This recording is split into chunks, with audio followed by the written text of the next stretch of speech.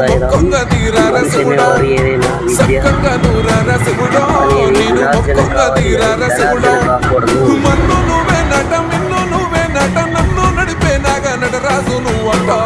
మనిషి ఏదైనా నేర్చుకున్నవాడు ఇంకొకరికి నేర్పించగలడు. ఏ పని చేయలేవాడు ఎందుకు తరుణ్ రాకుండా ఆ మనిషికి సమాజంలో విలువ కూడా ఉండదు.